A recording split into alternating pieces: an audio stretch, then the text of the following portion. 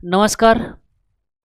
अपन renal system discuss कर रहे थे और लास्ट लेक्चर में अपन ने इसके इंट्रोडक्शन के बारे में बात की थी, जिसमें अपन ने बात की थी कुछ ब्रांचेज के बारे में कि नेफ्रोलॉजी क्या होती है, यूरोलॉजी क्या होती है, एंड्रोलॉजी, गायनेकोलॉजी एंड ऑब्स्टेट्रिक।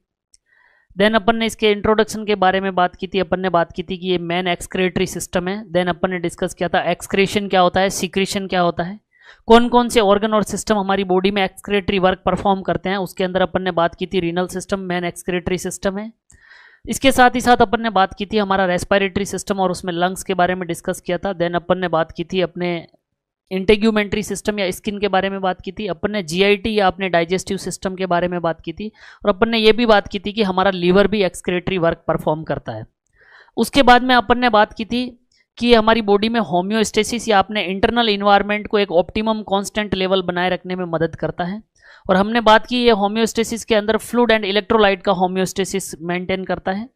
उसके बाद में अपन ने नेक्स्ट बात की थी कि कोई भी सिस्टम है तो ऑर्गन से मिलकर के बना होगा, और अपन ने बात की कि रीनल सिस्टम कौन कौन से ऑर्गन से मिलकर के बनता है। उसमें अपन ने बात की थी कि इसमें 2 किडनीज होते हैं, 2 यूरेटर होते हैं, एक यूरिनरी ब्लैडर होता है और एक यूरेथ्रा होता है। अब हम 1 बाय 1 ऑर्गन्स को डील करेंगे और सबसे पहला ऑर्गन हम डिस्कस करने जा रहे हैं वो है किडनी। अगर हम बात करें किडनी के अंदर तो सबसे पहला पॉइंट, किडनी प्रोवाइड मोस्ट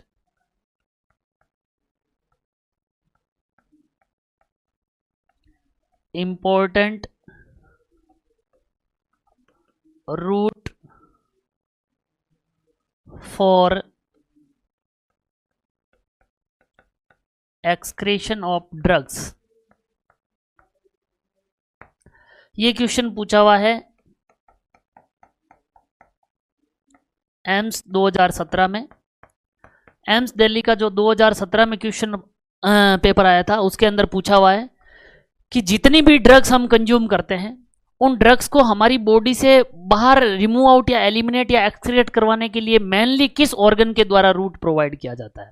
तो वैसे अगर हम बात करें तो जो भी हम ड्रग्स कंज्यूम करते हैं उनको हमारी बॉडी से बाहर निकालने में हमारा इंटेग्यूमेंट्री सिस्टम या स्किन, हमारा रेस्पिरेटरी सिस्टम या लंग्स, हमारा लीवर, हमारा जीआईटी और हमारा रीनल सिस्टम, ये सारे ही हेल्प करते हैं। लेकिन फिर भी अगर अपन बात करें तो जितनी भी ड्रग्स हम कंज्यूम करते हैं उनको मेनली हमारी बॉडी से बाहर निकालने का काम या एक्सक्रेट करने का काम किडनी के द्वारा किया जाता है। तो उसका आंसर जाएगा कि मेनली किस ऑर्गन के द्वारा ड्रग्स को बॉडी से बाहर निकाला जाता है, तो आंसर जाएगा किडनीज के द्वारा मेनली बाहर निकाला जाता है। उसके बाद में अगर हम बात करें किडनी का डेवलपमेंट,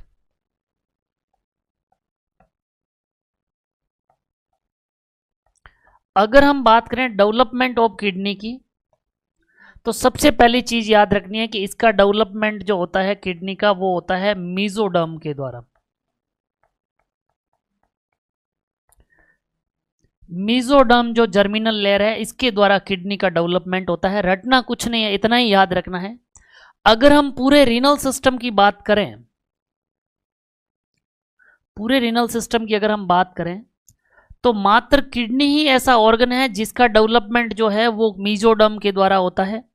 बाकी रिमेनिंग जितना भी पोर्शन है रीनल सिस्टम का, चाहे वो यूरेटर हो, चाहे वो यूरिनरी ब्लैडर हो, चाहे वो यूरेथ्रा हो, या फिर यूरेथ्रा के चारों तरफ, मेल यूरेथ्रा के चारों तरफ पाई जाने वाली एक ग्लैंड होती है जिसको हम कहते हैं प्रोस्टेट, इन सब का डेवलपमेंट जो होता है वो होता है एंडोडर्म के द्वारा। यानी कि आपको याद रखना है कि पूरे रीनल सिस्टम में मात्र एक किडनी ऐसा ऑर्गन है जिसका डेवलपमेंट जो है वो मीजोडर्म के द्वारा होता है। किडनी के अलावा रिमेनिंग जितने भी ऑर्गन्स है उनके अंदर अगर अपन बात करें, चाहे वो यूरेटर्स हो, चाहे वो यूरिनरी ब्लैडर हो, चाहे वो प्रोस्टेट हो या फिर हो यूरेथ्रा, इन सब का डेवलपमेंट जो होता है वो होता है एंडोडर्म के द्वारा। यानी 2 ही पॉइंट याद रखने हैं डेवलपमेंट के तौर पर, किडनी का डेवलपमेंट मीजोडर्म के द्वारा, रिमेनिंग यूरेटर, ब्लैडर, यूरेथ्रा और प्रोस्टेट का डेवलपमेंट जो होता है वो एंडोडर्म के द्वारा होता है। यहां तक क्लियर है।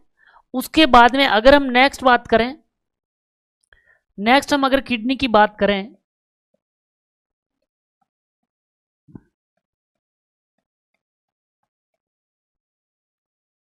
किडनी के बारे में नेक्स्ट कुछ पॉइंट हम डिस्कस कर रहे हैं।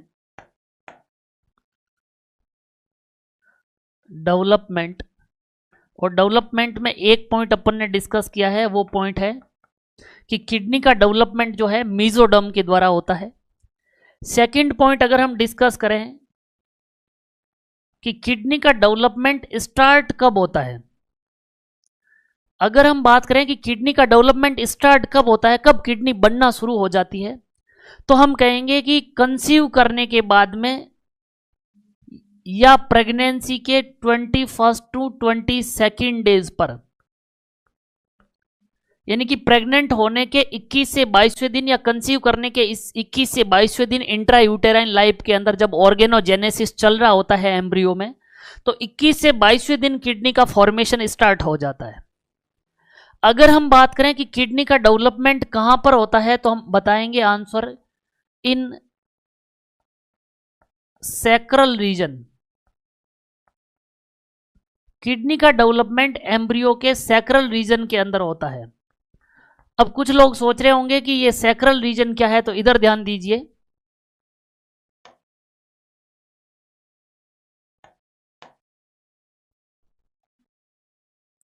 ये मान लीजिए एक एम्ब्रियो है, और इस एम्ब्रियो के अंदर जब ऑर्गेनोजेनेसिस हो रहा है तो ऑब्वियसली उसके अंदर भी क्या हो रहा है, वर्टिब्रल कॉलम का फॉर्मेशन हो रहा है, या फिर उसकी भी क्या बन रही है, बैकबोन बन रही है, रीढ़ की हड्डी। ये मान लीजिए रीढ़ की हड्डी बन रही है। और आपको पता है कि हमारी बैकबोन को अलग अलग एरियाज में डिवाइड की हुई है वर्टिब्रा के अकॉर्डिंग, जैसे सर्वाइकल, थोरेसिक, लंबर, सैक्रल और कोकिक्सियल। वर्टिब्राज के अकॉर्डिंग हमारी बैकबोन को डिवाइड किया हुआ अलग अलग रीजन्स में, cervical region, thoracic region, lumbar region, sacral region and coccygeal region. तो एम्ब्रियो के अंदर जब किडनी का फॉर्मेशन स्टार्ट होता है, तो ये किडनी का फॉर्मेशन जो स्टार्ट होता है ये ऑलमोस्ट कौन से रीजन के आसपास होता है, तो हम आंसर देंगे कि करीब सैक्रल रीजन के आसपास किडनी बनना शुरू हो जाती है। यानी कि किडनी जब बनना स्टार्ट होती है 21 टू 22 डेज, तो वो एम्ब्रियो के किस रीजन में बनना शुरू होती है, तो आंसर जाएगा कि सैक्रल रीजन के आसपास बनना शुरू होती है। और अगर हम बात करें उसके बाद में जैसे जैसे किडनी बनना शुरू होती है और लास्ट में जब बन जाती है तो ये अपवर्ड शिफ्ट होती है। अगर अभी हम बात करें कि एक ह्यूमन बॉडी के अंदर या अपने अंदर की अभी किडनी किस लेवल पर है, तो अभी हमारी बॉडी के अंदर जो किडनी मिलेगी वो लास्ट थोरेसिक T12 है टू L3, लास्ट थोरेसिक से थर्ड लंबर वर्टिब्रा के रेंज में मिलेगी। यानी कि अगर मैं आपसे पूछ लूं कि अभी हमारी बॉडी में किडनी किस लेवल पर है, तो हम आंसर देंगे कि अभी हमारी बॉडी में किडनी जो है वो लास्ट थोरेसिक वर्टिब्रा T12 से L3 या थर्ड लंबर वर्टिब्रा तक एक्सटेंड है, T12 टू L3।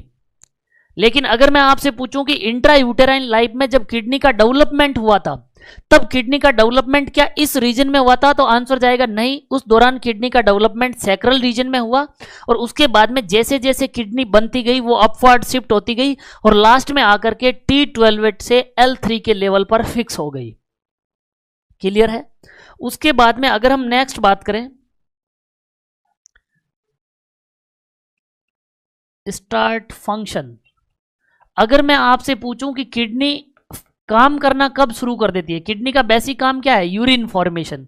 तो अगर मैं आपसे पूछूं कि किडनी यूरिन फॉर्मेशन कब स्टार्ट कर देती है, तो किडनी यूरिन फॉर्मेशन स्टार्ट कर देती है 12th वीक पर। अब मैं आपसे पूछूं कि पैदा होने के बाद में 12वें वीक पर या इंट्रायूटेराइन लाइफ में, तो हम कहेंगे कि इंट्रायूटेराइन लाइफ में फीटस की जब 12th वीक की एज हो जाती है, तो 12th वीक पर इंट्रायूटेराइन लाइफ के अंदर फीटस यूरिन फॉर्मेशन स्टार्ट कर देता है, यानी कि उसकी किडनी काम करना शुरू कर देती है। और इस 12th वीक के साथ ही इंपॉर्टेंट है, याद रखना, बार बार क्वेश्चन एग्जाम में पूछा जाता है, सेक्स डिटर्मिनेशन। 12th वीक पर ही क्या हो जाता है, सेक्स डिटर्मिनेशन, यानी कि होने वाला जो है चाइल्ड वो मेल चाइल्ड होगा या फीमेल चाइल्ड होगा। इस चीज का भी हम कंफर्मेशन कब कर सकते हैं, 12th वीक पर सेक्स डिटर्मिनेशन हो जाता है। दूसरा, 12th वीक पर ही किडनी यूरिन फॉर्मेशन स्टार्ट कर देती है। लेकिन अगर मैं आपसे पूछूं कि क्या 12th वीक पर इंट्रायूटेराइन लाइफ में जो हमारी किडनी काम करती है, क्या वो एडल्ट के किडनी की तरह ही करती है, आंसर जाएगा नहीं। तो अगर मैं आपसे पूछूं कि किडनी का मैच्योरेशन कब होता है, ऐसी कौन सी एज है जिस दौरान किडनी ठीक उसी प्रकार से काम करेगी जिस प्रकार से एडल्ट की करेगी। तो हम आंसर देंगे कि किडनी का मैच्योरेशन जो होता है 2 ईयर पर, जब एक बच्चे की उम्र 2 साल हो जाती है तो किडनी का मैच्योरेशन हो जाता है। 2 साल के बच्चे की किडनी ठीक उसी प्रकार से काम करती है जैसे एक एडल्ट की किडनी काम करती है। और इन 2 साल के अंदर भी अगर हम देखें तो फर्स्ट ईयर पर 1 साल पर होता है कंसंट्रेशन,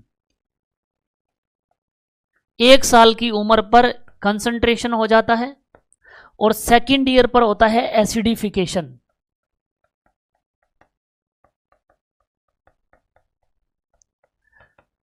यानी लगभग जब एक बच्चे की उम्र 1 साल हो जाती है तो उस बच्चे का यूरिन उतना ही कंसंट्रेटेड होता है जितना एक एडल्ट का यूरिन कंसंट्रेटेड होगा, और जब बच्चे की उम्र 2 साल हो जाती है तो उसका यूरिन उतना ही एसिडिक होगा जितना एक एडल्ट का होता है।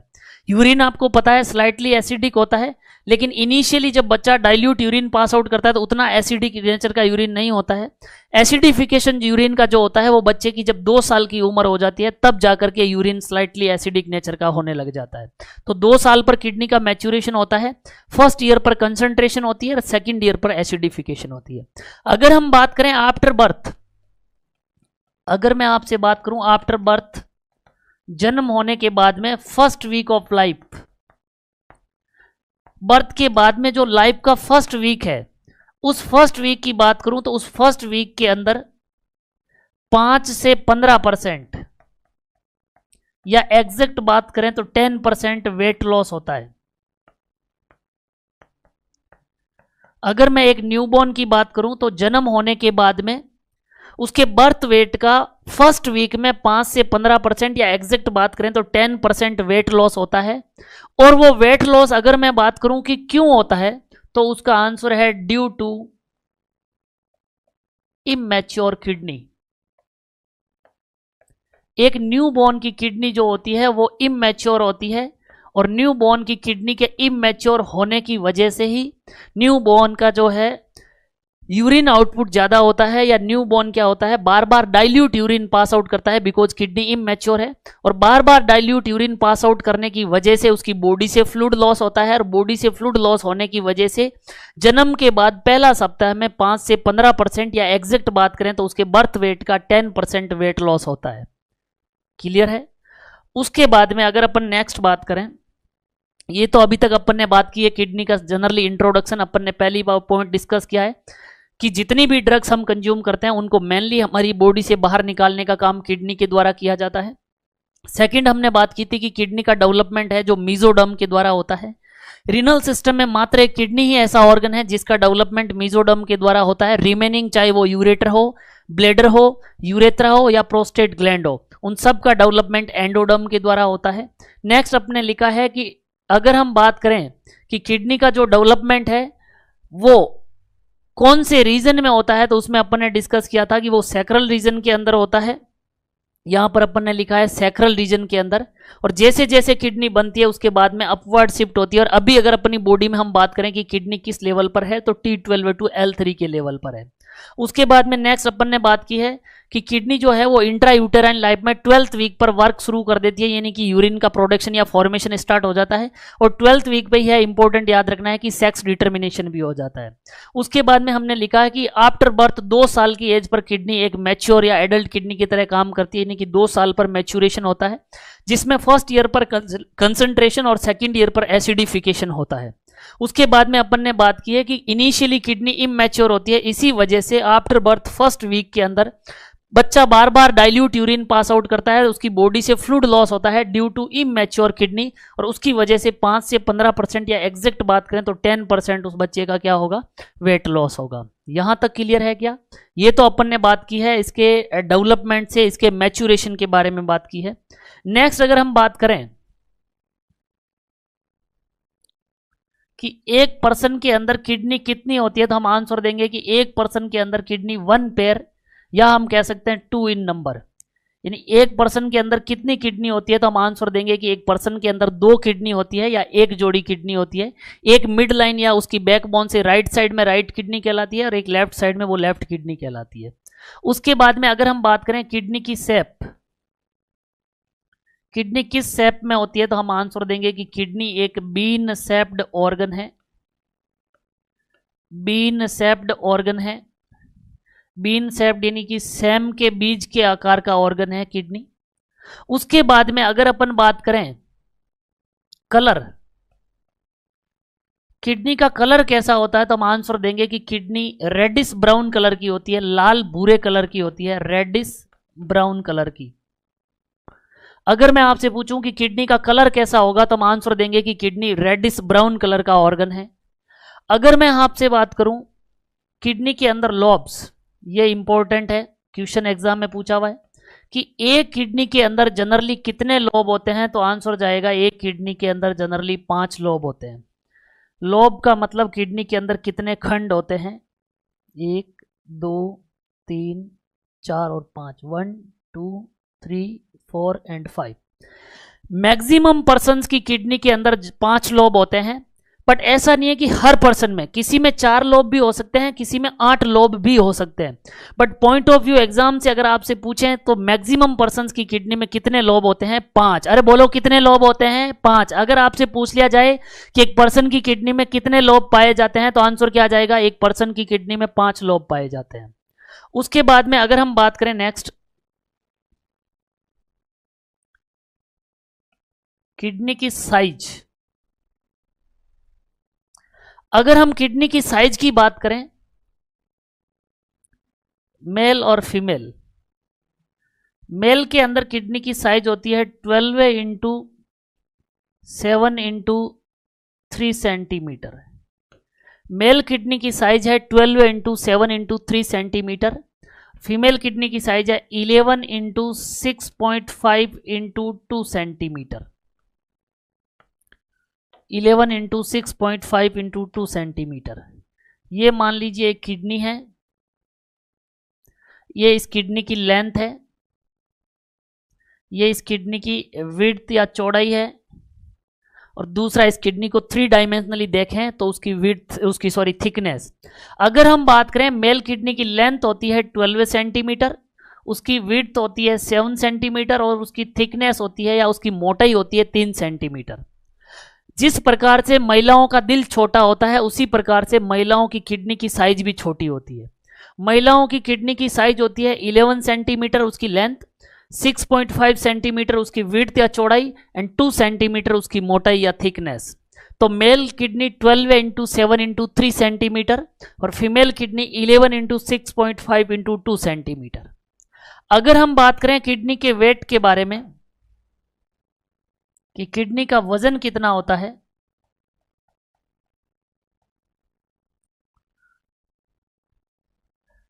मेल के अंदर किडनी का वजन होता है 125 सेंटीमीटर टू 175 ग्राम, और फीमेल के अंदर किडनी का जो वेट होता है वो होता है 115 टू 155 ग्राम।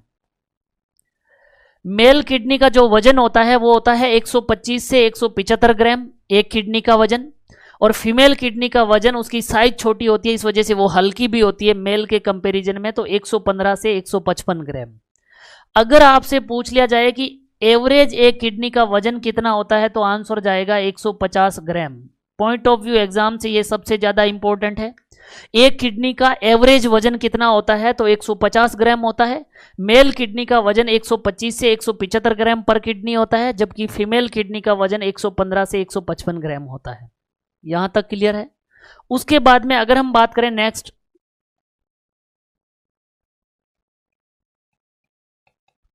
किडनी कहां पर लोकेटेड होती है। किडनी जो होती है वो रिट्रोपेरिटोनियल ऑर्गन है, इंपॉर्टेंट है, रिट्रोपेरिटोनियल।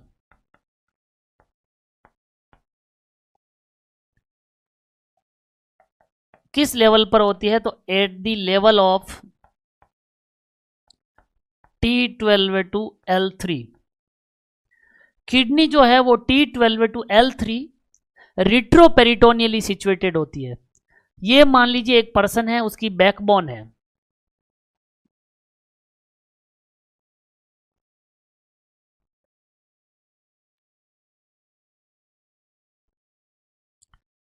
उसके जो जीआईटी के ऑर्गन्स होते हैं उन जीआईटी के ऑर्गन्स के ऊपर की ओर एक कवरिंग होती है, उस कवरिंग को हम कहते हैं पेरिटोनियम।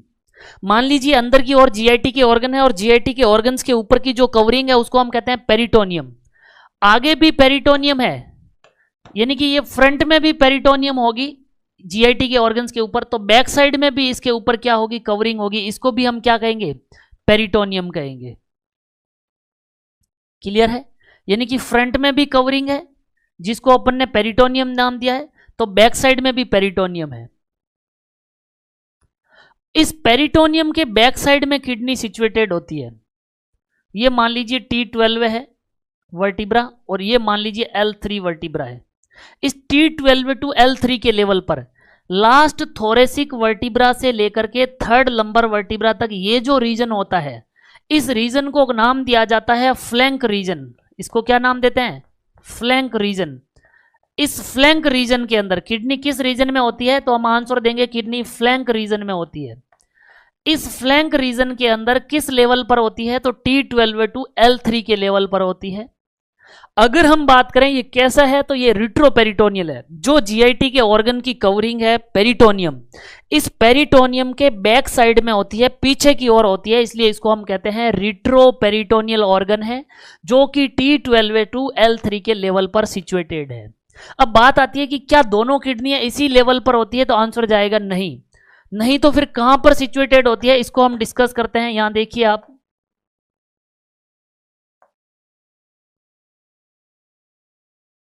यस, यहां हम बात कर रहे हैं कि किडनी क्या दोनों एक ही लेवल पर होती है, तो आंसर जाएगा कि दोनों किडनी एक ही लेवल पर नहीं होती है। इस डायग्राम को आप ध्यान से देखिए। अगर हम इस डायग्राम को देखें तो ये राइट किडनी है, ये लेफ्ट किडनी है।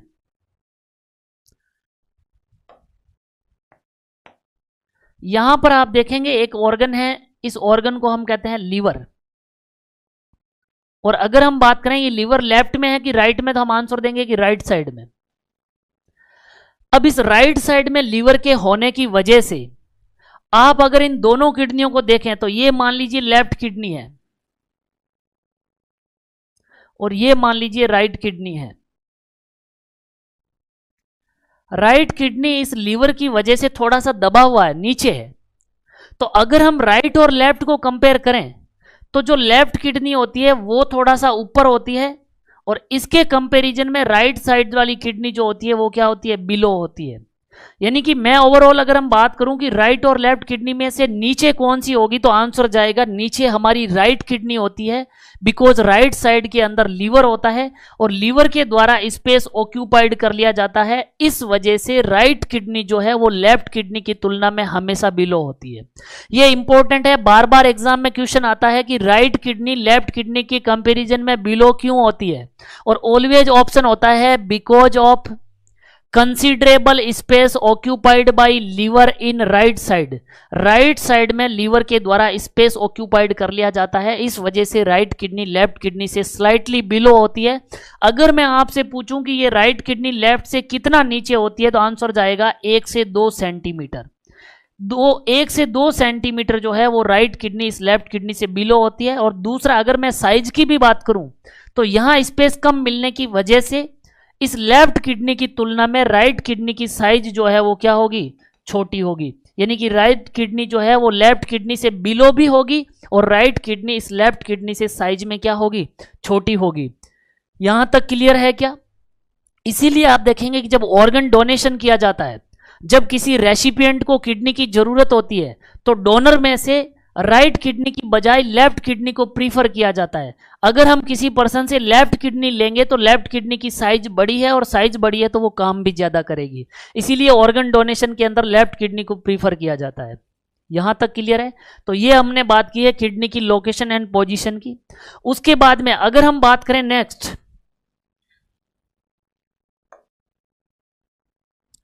अगर हम एक किडनी की बात करें,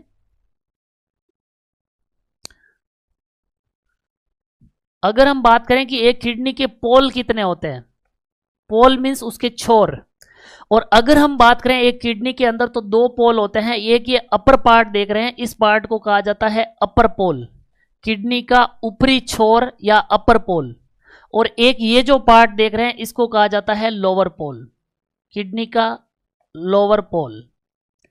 किडनी के इस अपर पोल के ऊपर यहां पर एक ग्लैंड होती है, उस ग्लैंड को नाम दिया जाता है सुप्रारीनल ग्लैंड। किडनी के अपर पोल के ऊपर एक ग्लैंड होती है जिसको नाम दिया जाता है एड्रिनल ग्लैंड, या उसी को नाम दिया जाता है supra. Supra means above renal gland, kidney के ऊपर की ग्लैंड को सुप्रारीनल ग्लैंड या उसी को कहा जाता है एड्रिनल ग्लैंड।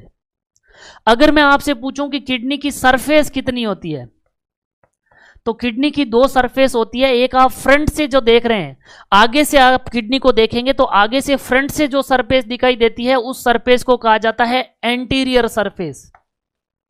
और अगर बैक साइड से देखा जाए किडनी को तो जो पीछे से सरफेस दिखाई देगी, पीछे से दिखाई देने वाली सरफेस कहलाती है पोस्टीरियर सरफेस। उसको क्या नाम देंगे? Posterior surface.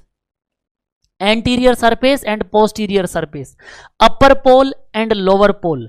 अगर मैं आपसे पूछूं कि किडनी के बॉर्डर कितने होते हैं, किडनी के बॉर्डर कितने होते हैं या मार्जिन कितने होते हैं, तो किडनी के दो बॉर्डर होते हैं। ये मान लीजिए यहां पर बैकबोन होगी, वर्टिब्रल कॉलम होगा, ये बैकबोन है। अगर हम बॉर्डर की बात करें, मान लीजिए यहां पर भी किडनी होगी, दोनों तरफ किडनी होगी बैकबोन के, तो इस मिड लाइन के पास वाला ये जो बॉर्डर है किडनी का, इस बॉर्डर को तो कहा जाता है मीडियल। बॉडी की मिड लाइन के पास वाला जो बॉर्डर है, ये वाला बॉर्डर, इस बॉर्डर को तो कहा जाता है मीडियल। और बॉडी की मिड लाइन से ये जो दूर वाला बॉर्डर है, ये वाला, इस बॉर्डर को कहा जाता है लेटरल। यानी कि किडनी के दो पोल है, अपर पोल लोअर पोल। किडनी की दो सरफेस है, एंटीरियर सरफेस पोस्टीरियर सरफेस। और उसी प्रकार से किडनी के दो बॉर्डर है, एक मिड लाइन के पास वाला जहां से ये यूरेटर जुड़ा हो, इस पास वाले बॉर्डर को तो कहते हैं मीडियल बॉर्डर, और एक मिड लाइन से दूर वाला बाहर वाला बॉर्डर उसको कहते हैं लेटरल बॉर्डर। यहां तक क्लियर है? उसके बाद में आप नेक्स्ट देखिएगा, एक डिसऑर्डर होता है जिसको कहा जाता है हॉर्स शू किडनी। इंपॉर्टेंट है, यह एक प्रकार का स्ट्रक्चरल कॉन्जिनाइटल मालफॉर्मेशन है। यह एक संरचनात्मक जन्मजात विकार है जिसको हम कहते हैं horse shoe kidney. Horse shoe means घोड़े के पैर जैसी। क्या होता है यहां पर देखिए, जब किडनी का फॉर्मेशन होता है तो इनिशियली एक ऑर्गन बर्ड्स बनती है। जब किडनी का फॉर्मेशन है तो एक बर्ड्स बनती है, इससे दो किडनी बनती है। आगे जाकर के ये डिफरेंशिएट होती है और इस प्रकार से दोनों किडनियां अलग अलग होने को तैयार होती है और एक खांच बन जाती है। और लास्ट में जाकर के होता क्या है कि दोनों किडनियों के अपर पोल और लोअर पोल सेपरेट हो जाते हैं और दो किडनियां बन जाती है। दोनों किडनियां एक दूसरे से अलग अलग हो जाती है इस प्रकार से, और बीच में ये क्या रहेगा? बैकबोन। तो ये तो है नॉर्मल डेवलपमेंट का प्रोसेस, जिसमें पहले एक बर्ड्स बनेगी, उस बर्ड्स में फिर खांच बनेगी और दोनों किडनियां धीरे धीरे सेपरेट होने लग जाएगी, और लास्ट में दोनों किडनियां अपर पोल से और लोअर पोल से क्या हो जाएगी? सेपरेट हो जाती है। लेकिन कुछ बच्चों में एक जन्मजात विकार होता है जिसके अंदर क्या होता है, आप देखिएगा, इसके अंदर जो किडनियों के अपर पोल है वो तो दोनों सेपरेट हो चुके हैं, किडनियों के अपर पोल सेपरेट हो गए, ये ऊपर एड्रिनल ग्लैंड है। लेकिन इसको अगर आप ध्यान से देखें तो ये जो किडनियों के लोअर पोल है, ये लोअर पोल एक दूसरे से सेपरेट होने की बजाय ये लोअर पोल आपस में जुड़े हुए हैं। और अगर इस स्ट्रक्चर को देखेंगे और इसका एक्सरे जब लेंगे तो एक घोड़े के पैर जैसी स्ट्रक्चर अपने को एक्सरे में दिखेगी इस प्रकार से। और ये जो किडनियों का एक जन्मजात विकार है जिसके अंदर किडनी के लोअर पोल सेपरेट नहीं हो पाते हैं और horseshoe shaped structure X ray में दिखाई देती है, उसको कहा जाता है हॉर्स शू किडनी। यहां तक क्लियर है क्या? इसको हम क्या नाम देंगे? Horse shoe kidney. ये तो अभी तक अपन ने किडनी के इंट्रोडक्शन की बात की, जिसमें हमने बात की कि किडनी जितनी भी ड्रग्स हम कंज्यूम करते हैं उसको बॉडी से बाहर निकालने में मोस्टली रूट प्रोवाइड करती है। किडनी का डेवलपमेंट मीजोडर्म के द्वारा होता है। एक रीनल सिस्टम में किडनी ही ऐसी स्ट्रक्चर है जिसका डेवलपमेंट मीजोडर्म के द्वारा होता है। बाकी यूरेटर, यूरिनरी ब्लेडर और यूरेथ्रा और प्रोस्टेट का डेवलपमेंट एंडोडर्म के द्वारा होता है। कंसीव करने के बाद में 21 से 22वें दिन किडनी का इंट्रायूटेराइन लाइफ में डेवलपमेंट स्टार्ट हो जाता है। एम्ब्रियो के अंदर किडनी का डेवलपमेंट सैक्रल रीजन के अंदर होता है। किडनी 12th वीक पर इंट्रायूटेराइन लाइफ में यूरिन फॉर्मेशन या फंक्शन स्टार्ट कर देती है और 12th वीक पर ही सेक्स डिटर्मिनेशन होता है। किडनी का मैच्यूरेशन 2 साल की एज पर हो जाता है, जिसमें पहली साल पर कंसंट्रेशन और दूसरी साल पर एसिडिफिकेशन होता है। इनिशियली न्यूबॉर्न के अंदर किडनी इमैच्योर होती है, जिसकी वजह से न्यूबॉर्न बार बार डाइल्यूट यूरिन पास आउट करता है और उसकी बॉडी से फ्लूइड लॉस होने की वजह से जन्म के बाद में पहले सप्ताह में 5 से 15% उसके बर्थ वेट का, या एग्जैक्ट बात करें तो उसके बर्थ वेट का 10% वेट लॉस होता है। उसके बाद में अपन ने बात की थी कि एक पर्सन के अंदर 2 किडनी यानी कि एक जोड़ी किडनी होती है, एक राइट और एक लेफ्ट। उसके बाद में अपन ने बात की कि किडनी एक बीन शेप्ड या सेम के बीज के आकार का ऑर्गन है। किडनी के कलर की बात करें तो किडनी रेडिश ब्राउन कलर का ऑर्गन है। और किडनी के अंदर जनरली या साधारणतया 5 लोब होते हैं, किसी में 4 भी हो सकते हैं, किसी में 8 भी हो सकते हैं, लेकिन मैक्सिमम पर्सन्स के अंदर अपन बात करें तो किडनी में कितने लोब होते हैं? 5 लोब होते हैं। किडनी के साइज की बात की, मेल के अंदर किडनी की साइज होती है 12x7x3 सेंटीमीटर, और जिस प्रकार से महिलाओं का दिल छोटा होता है उसी प्रकार से उनकी किडनी या गुर्दा भी छोटा होता है। महिलाओं में किडनी की साइज है 11x6.5x2 सेंटीमीटर। मेल के अंदर किडनी का वेट होता है 125 से 175 ग्राम पर किडनी, और फीमेल में वजन होता है 115 से 155 ग्राम। और अगर हम बात करें एक किडनी का एवरेज या औसत वजन की बात करें तो 150 ग्राम होता है। किडनी के अंदर अपन ने इसकी बात की है लोकेशन एंड पोजीशन की, तो किडनी हमारे डायफ्राम से नीचे और पेरिटोनियम से पीछे रिट्रोपेरिटोनियल ऑर्गन है, जो कि लास्ट थोरेसिक से 3rd लंबर वर्टिब्रा तक यानी कि T12 to L3 तक होता है। क्या दोनों किडनी एक ही लेवल पर होती है? तो आंसर जाता है नहीं। राइट साइड में लीवर के सिचुएटेड होने की वजह से स्पेस नहीं मिलता है, और राइट किडनी लेफ्ट किडनी से 1 से 2 सेंटीमीटर नीचे भी होती है, और राइट किडनी की साइज लेफ्ट किडनी की तुलना में छोटी होती है। उसके बाद में अपन ने बात की थी कि ये तो अपन ने बात की है कि अप एंड डाउन कौन सी किडनी है और साइज में कौन बड़ी और कौन छोटी है। फिर हमने बात की कि किडनी का एक किडनी के अंदर अपन ने बात की इसके 2 पोल होते हैं, अपर पोल जिसके ऊपर एक ग्लैंड होती है सुप्रारीनल ग्लैंड कहलाती है, और 2 किडनी के लोअर पोल होते हैं, एक राइट के और एक लेफ्ट के।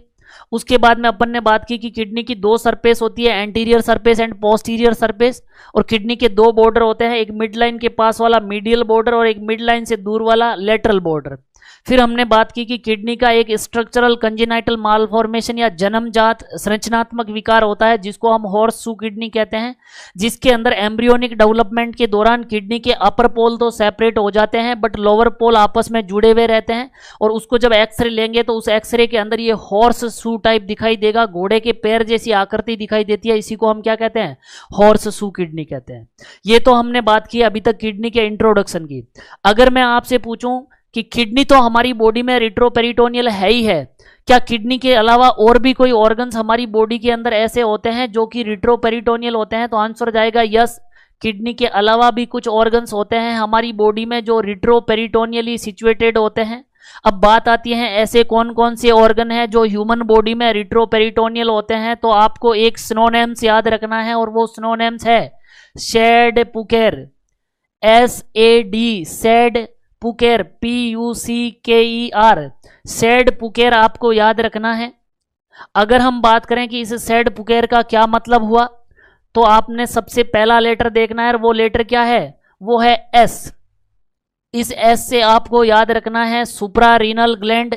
जैसा कि हमने डिस्कस किया है कि किडनी एक रिट्रोपेरिटोनियल ऑर्गन है, और जब किडनी रिट्रोपेरिटोनियल ऑर्गन है तो हमने अभी अभी बात की है कि किडनी के अपर पोल के ऊपर एक ग्लैंड पाई जाती है, उस ग्लैंड को हमने नाम दिया है एड्रिनल ग्लैंड, या उसी को हमने नाम दिया है सुप्रारीनल ग्लैंड। और जब किडनी रिट्रोपेरिटोनियल है तो किडनी के सर के ऊपर बैठी हुई जो पगड़ी है, या किडनी के सर के ऊपर बैठी हुई जो ग्लैंड है जिसको हम सुप्रारीनल ग्लैंड या एड्रिनल ग्लैंड कहते हैं, वो भी क्या होगी? रिट्रोपेरिटोनियल होगी। उसके बाद में सेकंड देखिए एओर्टा एंड इंफीरियर वेना केवा। एओर्टा और इंफीरियर वेना केवा की अगर हम बात करें तो हार्ट से ऑक्सीजनेटेड ब्लड लेकर के जाने वाली वेसल्स क्या कहलाती है? एओर्टा कहलाती है। और लोअर लिम्ब से डीऑक्सीजनेटेड ब्लड लेकर के आने वाली वेसल्स क्या कहलाती है? इंफीरियर वेना केवा कहलाती है। तो इस डिसेंडिंग रूप में या जो नीचे की ओर ऑक्सीजनेटेड ब्लड लेके जा रहा है एओर्टा, और डीऑक्सीजनेटेड ब्लड लेके आ रहा है इंफीरियर वेना केवा। इनका भी कुछ पार्ट, कंप्लीटली नहीं बट इनका भी कुछ पार्ट जो होता है वो पेरिटोनियम के बैक साइड में यानी कि रिट्रोपेरिटोनियली सिचुएटेड होता है। नेक्स्ट हम बात करें इसके अलावा third, SAD sad pucker. S means suprarenal gland, A means aorta and inferior vena cava. Third है D मीन्स है ड्यूडिनम। अगर हम बात करें कि ये ड्यूडिनम क्या है तो इधर देखिए, इसोफेगस, स्टोमक, इसोफेगस और स्टोमक को क्रॉस करते ही अपनी स्मॉल इंटेस्टाइन शुरू हो जाती है। स्मॉल इंटेस्टाइन के भी आपको पता है 3 पार्ट होते हैं, ड्यूडिनम, जेजुनम और इलियम। यहां हम सिर्फ बात कर रहे हैं ड्यूडिनम तक पोर्शन की। ये मान लीजिए ड्यूडिनम है। इस ड्यूडिनम को भी अलग अलग सेगमेंट में बांटा गया है। पहला सेगमेंट, फिर दूसरा सेगमेंट, फिर तीसरा सेगमेंट और फिर चौथा सेगमेंट। तो इस ड्यूडिनम का ये जो सेकंड और थर्ड जो सेगमेंट है, छोटी आंत का पहला भाग जिसको ड्यूडिनम कहते हैं, और उस ड्यूडिनम का जो सेकंड और थर्ड सेगमेंट वाला पोर्शन है, ये वाला पोर्शन, सेकंड और थर्ड सेगमेंट वाला पोर्शन पेरिटोनियम के बैक साइड में या रिट्रोपेरिटोनियली सिचुएटेड होता है। उसके बाद में SAD मीन्स ड्यूडिनम, फिर होता है पुकेर। पुकेर में पहला लेटर आ रहा है P और P से है पेनक्रियाज। यहां पर पेनक्रियाज सिचुएटेड होता है और पेनक्रियाज की अगर अपन देखें तो 3 पार्ट होते हैं। एक होता है पेनक्रियाज की टेल, पूंछ, एक होता है बॉडी और एक होता है हेड। अगर हम बात करें इस पेनक्रियाज के तो अपन ने बात की इसके 3 पार्ट है। एक पार्ट है जिसको हमने लिखा है टेल, एक होता है उसकी बॉडी और एक होता है उसका नेक और हेड वाला रीजन। तो पेनक्रियाज का ये जो पूंछ वाला रीजन होता है, ये पूंछ वाला रीजन तो पेरिटोनियम के आगे होता है, यानी कि वो रिट्रोपेरिटोनियल नहीं है। जो बचा हुआ पार्ट है जिसको हम हेड और बॉडी वाला पोर्शन कह रहे हैं, ये वाला पोर्शन जो होता है वो पेरिटोनियम के बैक साइड में होता है। यानी कि पेनक्रियाज का टेल वाला पार्ट तो होता है पेरिटोनियम के आगे, और इस पेनक्रियाज का बॉडी और हेड वाला भाग जो होता है वो पेरिटोनियम के पीछे या रिट्रोपेरिटोनियली सिचुएटेड होता है। तो कंप्लीट पेनक्रियाज रिट्रोपेरिटोनियल नहीं होता है। पेनक्रियाज का टेल को छोड़ करके उसकी बॉडी और हेड जो है वो रिट्रोपेरिटोनियल होते हैं।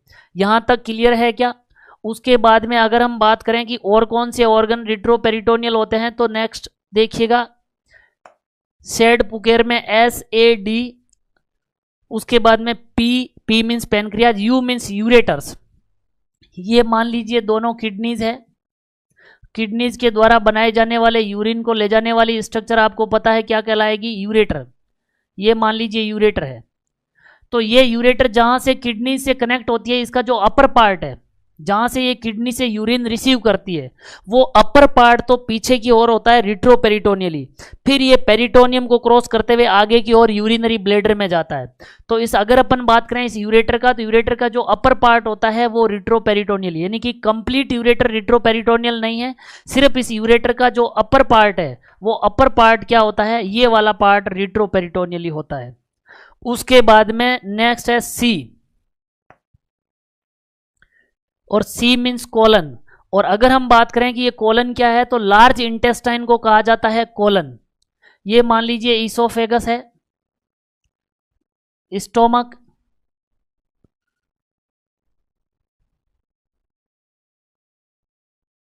स्टोमक के बाद में मान लीजिए ये यहां पर सिकम, इलियोसिकल वॉल, और यहां से स्टार्ट होती है लार्ज इंटेस्टाइन। लार्ज इंटेस्टाइन को कहा जाता है कोलन। लार्ज इंटेस्टाइन का फर्स्ट पार्ट जो ऊपर की ओर जाता है उसको कहते हैं असेंडिंग कोलन, असेंडिंग कोलन। उसके बाद में यहां पर ये जो है ट्रांसवर्स जा रहा है, इसको कहते हैं ट्रांसवर्स कोलन। फिर जो डाउनवर्ड पोर्शन आ रहा है इसको कहा जाता है descending colon, descending colon. Then यहां पर जो पोर्शन आता है उसको कहते हैं sigmoid colon.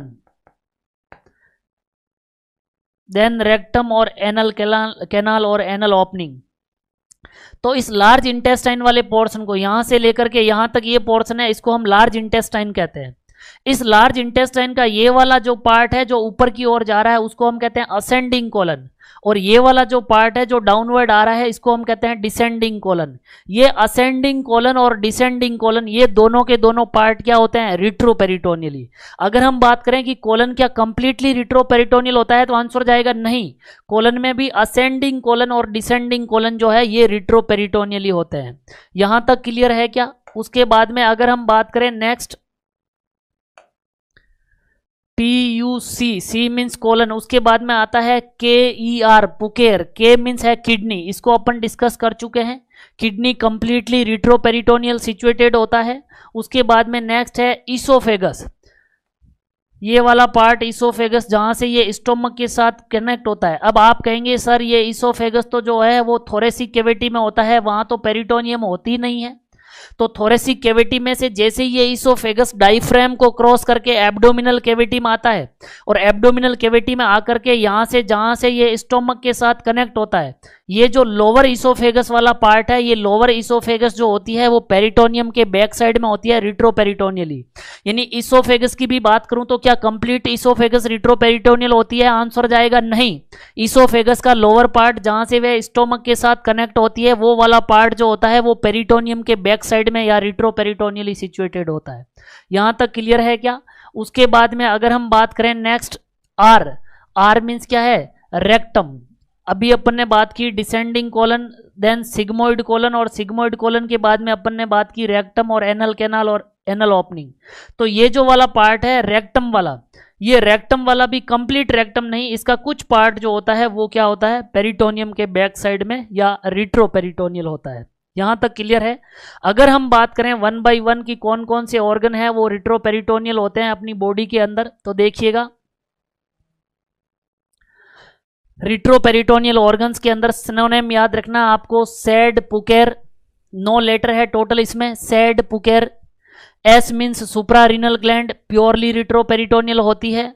A means aorta and inferior vena cava, इसका भी कुछ पार्ट रिट्रोपेरिटोनियल है। यानी कि ये एकमात्र ऑर्गन अभी यहां पर अपन ने जो डिस्कस किया उसमें पहला सुप्रारीनल ग्लैंड प्योर रिट्रोपेरिटोनियल है। एओर्टा और इंफीरियर वेना केवा का कुछ पार्ट रिट्रोपेरिटोनियल है। डी मीन्स डियोडिनम, डियोडिनम का भी सेकंड और थर्ड सेगमेंट रिट्रोपेरिटोनियल है, यानी कि कंप्लीटली ये रिट्रोपेरिटोनियल नहीं है। पी मीन्स पेनक्रियाज, पेनक्रियाज की टेल रिट्रोपेरिटोनियल नहीं होती है, सिर्फ उसका हेड और बॉडी रिट्रोपेरिटोनियल है, यानी कि ये भी कंप्लीट रिट्रोपेरिटोनियल नहीं है। नेक्स्ट यू मीन्स यूरेटर्स, उसका सिर्फ अपर पार्ट रिट्रोपेरिटोनियल होता है, मिडल और लोअर पार्ट नहीं होता है। सी मीन्स कोलन, कोलन का भी असेंडिंग कोलन और डिसेंडिंग कोलन रिट्रोपेरिटोनियल होता है, कंप्लीट कोलन रिट्रोपेरिटोनियल नहीं होता है। Next K means kidney, kidney completely retroperitoneal organ है। ई मीन्स ईसोफेगस, ईसोफेगस का मात्र लोअर पार्ट रिट्रोपेरिटोनियल होता है। और नेक्स्ट है आर मीन्स रेक्टम, रेक्टम का कुछ पार्ट रिट्रोपेरिटोनियल है। अगर हम बात करें इनको वापस से कि एग्जाम में किस प्रकार से क्वेश्चन आता है तो देखिएगा, अभी तक जो अपन ने ऑर्गन डिस्कस किए उनमें से एक तो है एस मीन्स सुप्रारीनल ग्लैंड और दूसरा है के मीन्स किडनी। सारे ऑर्गन में अगर अपन देखें तो sad pucker, suprarenal gland, aorta inferior vena cava, duodenum, pancreas, ureter, colon, kidney, oesophagus and rectum. इन सारों में से बात करें तो एक सुप्रारीनल ग्लैंड और एक किडनी, ये दो ही ऐसी चीज हैं जो कि कंप्लीटली रिट्रोपेरिटोनियल है। बाकी सारे रिट्रोपेरिटोनियल तो है बट उनके कुछ पार्ट रिट्रोपेरिटोनियल है और कुछ आगे हैं। अब क्वेश्चन आता है all of the following organs are retroperitoneal except, निम्नलिखित सारे ऑर्गन रिट्रोपेरिटोनियल है एक को छोड़ करके। All of the following organs are retroperitoneal except, यानी कौन सा नहीं है, तब उनमें से देखना है। मान लीजिए ऑप्शन हो सुप्रारीनल ग्लैंड, यूरेटर, किडनी और लिवर, तो हम देखेंगे तो ये तीन तो रिट्रोपेरिटोनियल है लेकिन लिवर रिट्रोपेरिटोनियल नहीं है, तो आंसर क्या जाएगा, लिवर। अब क्वेश्चन आता है which one of the following organ situated retroperitoneal, निम्नलिखित में से कौन सा एक ऐसा ऑर्गन है जो रिट्रोपेरिटोनियल है। अब उसमें ऑप्शन हो मान लीजिए ड्यूडिनम, मान लीजिए उसमें ऑप्शन हो पेनक्रियाज, मान लीजिए उसमें ऑप्शन हो ईसोफेगस और मान लीजिए उसमें ऑप्शन हो किडनी। अब वैसे अगर देखा जाए तो चारों ही रिट्रोपेरिटोनियल है, लेकिन चारों में भी फिर हमें वो देखना है जो मेन है।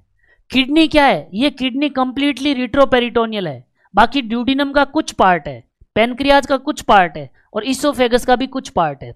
अब इन चारों में से जब सिलेक्ट करना है तो हम किसको करेंगे, जो प्योरली रिट्रोपेरिटोनियल है। एम्स ऋषिकेश में क्वेश्चन आया था कि फॉलोइंग में से कौन सा ऑर्गन रिट्रोपेरिटोनियल है। अब उसमें ऑप्शन था किडनी, ऑप्शन था ड्यूडिनम, ऑप्शन था पेनक्रियाज और ऑप्शन था कोलन।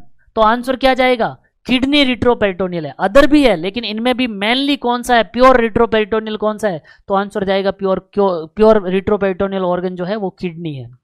आज के लेक्चर में इतना ही। अभी जो अपन ने डिस्कस किया है वो सिर्फ और सिर्फ अपन ने किडनी की ग्रॉस एनाटॉमी के बारे में बात की, उसके डेवलपमेंट के बारे में बात की, उसके नंबर कितने हैं, size, shape, location, position, retroperitoneal, horse shoe shape kidney, और उसके बाद में अपन ने बात की है कौन कौन से ऑर्गन जो है वो ह्यूमन बॉडी के अंदर रिट्रोपेरिटोनियल्स होते हैं। अभी तक जितना भी डिस्कस किया है उम्मीद करता हूँ आपको समझ में आया होगा। आज के लेक्चर के लिए इतना ही, बाकी हम नेक्स्ट क्लास में डिस्कस करेंगे। Thank you.